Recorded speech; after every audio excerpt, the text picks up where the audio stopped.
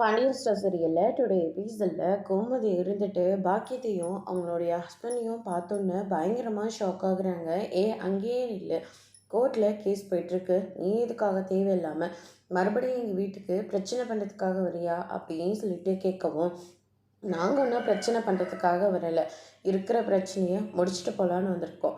ஏதோ நாங்கள் தான் எல்லா தப்பும் பண்ண மாதிரி எங்களை அந்த பேச்சு பேசுனீங்க. என் பொண்ணையும் வாழ விடாமல் எங்கள் வீட்டுக்கே திரும்ப விட்டுட்டு வந்துட்டீங்க. இப்போ உங்கள் பையன் இன்னொரு பொண்ணோட உலகமெல்லாம் சுற்றிக்கிட்டு இருக்கான். அது உங்களுக்கு தெரியுமா? இல்லை உங்களோட பர்மிஷனால தான் உங்கள் பையன் இந்த காரியத்தை செஞ்சுக்கிட்டு இருக்கானா? பொண்டாட்டி இல்லைன்ற ஒரு கஷ்டம் கூட இல்லாமல் அம்மா பாட்டுக்கு சந்தோஷமாக வேறு ஒரு பொண்ணோட ஜாலியாக தான் இருக்கான் அப்படின்ற மாதிரி சொல்லிடுறாங்க.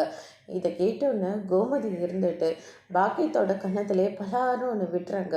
உனக்கெல்லாம் எவ்வளோ தைரியம் இருந்தா எங்கள் வீட்டுக்கு வந்து என் பிள்ளைய பற்றியே தப்பாக பேசிக்கிட்டு இருப்ப. எனக்கு வர கோத்துக்கு ஒன்று என்ன செய்வேனே தெரியாது.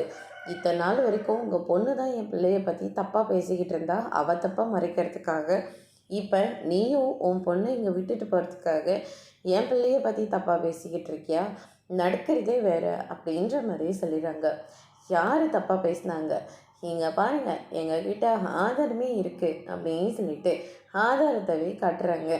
அதை பார்த்தோன்னே மற்ற பேரும் வந்து ஷாக் ஆகுறாங்க. கதர் இருந்துட்டு என்னென்ன இது அப்படின்னு சொல்லிட்டு கேட்கவும் அதோட பிரம முடிச்சிருக்காங்க.